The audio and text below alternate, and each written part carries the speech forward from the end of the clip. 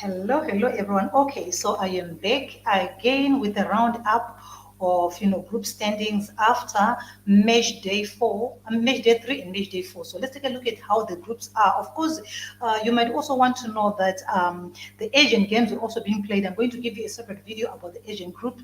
All right, but right now let's take a look at Africa after 4 games or after 4 rounds, where each team stands. Okay, you might also want to know that now the World Cup is going to be featuring 48 countries, and Africa has got 10 places to fulfill them. This is where you're saying that right now in this roundup, on this qualification stage, there are 9 groups with 6 teams each. And from one group, only one team which is going to emerge as the top team after 10 games is going to be the one to represent Africa at the World Cup. So it's very, very tight. Every team has to play very hard because there is no run up, there's nothing.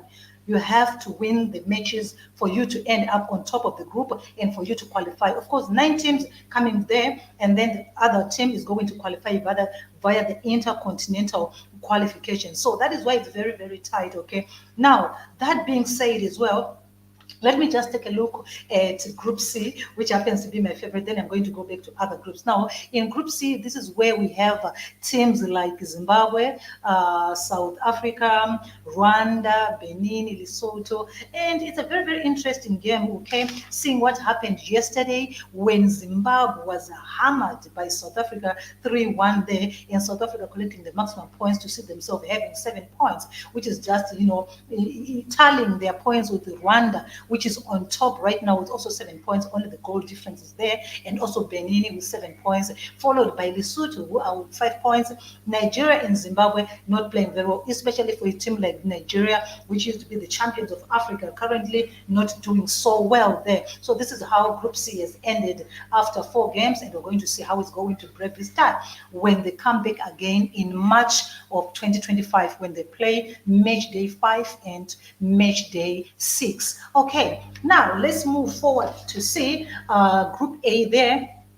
Let's take a look at Group A. Now, Group A is quite an interesting game, as you already know that Egypt was having a clean sheet. Okay, they were having a clean sheet until they were disappointed there and they lost some points. Now they are on 10 points, which is very, very good anyway. It seems like they're just sailing through in this group, very easy for them. So Egypt is finishing as top of Group A there, followed by Guinea-Bissau with 6 points. Of course, Burkina Faso, Sierra Leone, 5 points apiece, and of course Djibouti not doing very, very well there. That is Group A for you. Egypt doing its thing there. Group B, a little bit of a surprise for a lot of people. Sudan coming there very, very strong, sitting pretty with 10 points, never losing a game, only drawing 1. Okay, so they're doing very, very well above, Senegal, who happens to be the African champion. So this group here is quite a surprise for many people who are looking down on Sudan. So yeah, Sudan ending up on top of the group after 4 games. That is 10 points, followed by Senegal with 8 points, and then DRC 7 points. And the others are struggling there. Of course, Mauritania at the bottom there with only 1 point.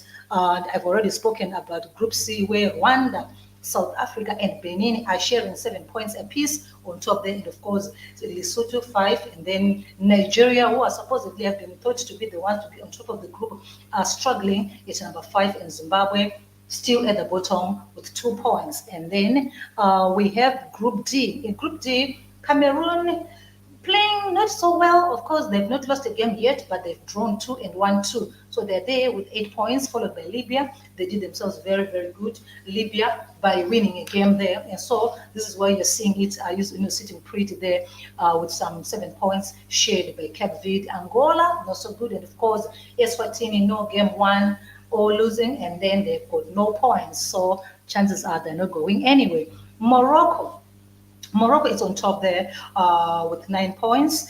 And here's the thing in this group, any team that was supposed to play Eritrea, those games would have been forfeited because Eritrea, they came out, they withdrew from the tournament. Therefore, any game that was supposed to feature Eritrea has been forfeited. That is why you see some other teams are going to be having 4 games, others were having less, because any team which was supposed to play Eritrea, that game was forfeited. So yes, Morocco sitting there with 9 points, and then followed by Tanzania with 6 points there. And let's move forward to Group F. Group F, Ivory Coast, not so far away from Gabon, but yeah, playing very well for themselves there. Clean sheet was broken for them when they drew a match, and therefore now they have 10 points. Very good for them, but followed closely by Gabon, who got 9 points, and then Burundi 7 points. So this game is still quite open, but Ivory Coast, they're doing themselves a favor by winning those games, right? Of course, Seychelles not so good, and especially the goal difference for Seychelles is very, very high. It's just so high for them. They are being scored on. Okay, any team that is playing against Seychelles is scoring big. You understand? So that is why it's kind of you crazy, all right? And then let's move on to Group G there. Now, when we look at Group G, not so, not so well, not so well, okay, not so well. Okay, I wanted to talk again about this group for Morocco. Morocco yesterday, they beat Congo 6-0.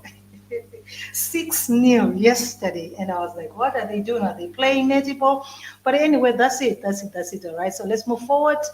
Group G, Algeria and Mozambique. They are on tie there with 9 points apiece. They both have won 3 games and they both have lost 1 game. So Mozambique doing themselves a favor there. They're also playing very, very well in Group G there. And then we also have Guinea, Botswana, and Uganda. They are all on 6 points apiece. And of course, Somalia is struggling. So you can see this group is very much open. Any team can do anything, all right? So they were hoping that when they come back again in March, they're going to be able to break these ties and make sure that they collect those maximum points. Okay, now let's move on to Group H, which is another group of interest to me. I love this group so much because it features, Malawi. It also features Namibia. But anyway, Tunisia was having a clean sheet, winning all the games until they encountered Namibia and they draw. And after that draw, they are now on 10 points. Of course, Namibia doing themselves very, very well there in Group H, where they're sitting pretty on second with 8 points, followed by Liberia. Liberia doing themselves a favor by winning against Sao Tome, which was very, very good. I was impressed by how they played. Unfortunately for Namibia, they had to draw a match and then they lost some points there. Otherwise, if they had won, it was going to be good for them. Of course, Malawi not doing so well, but of course, this group also is closely, monitored. No team is clear-cut per se. Maybe after March, this is when we're going to see who is doing what. But currently, this is how it stands. Tunisia still on top with 10 points, followed by Namibia and Liberia there.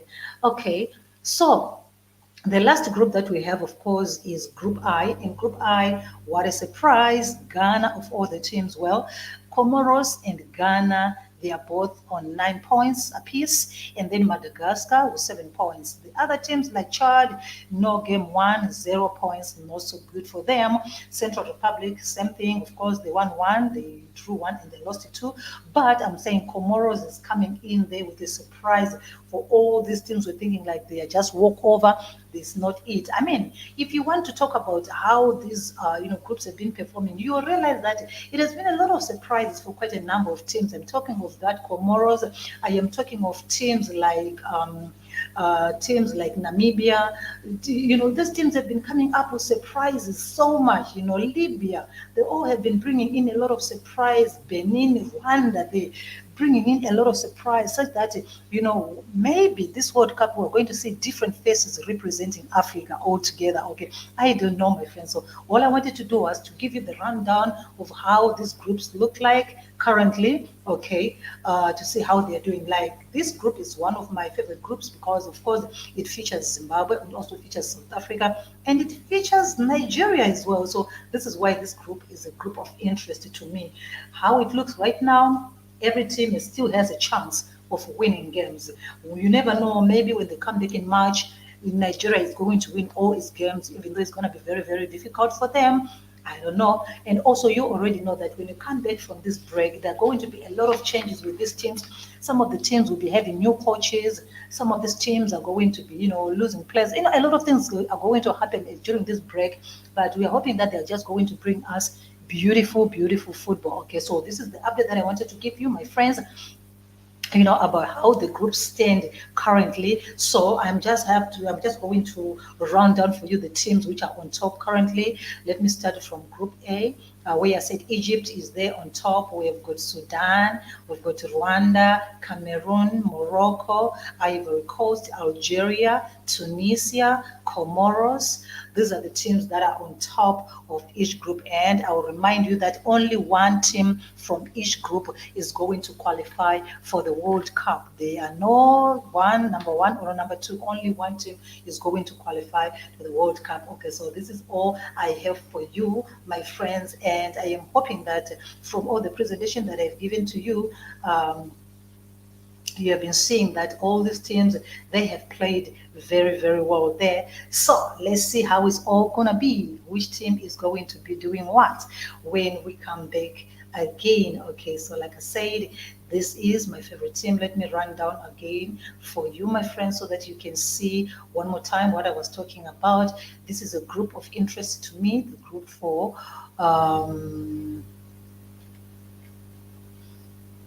okay, this one, Group C, is a group of interest to me.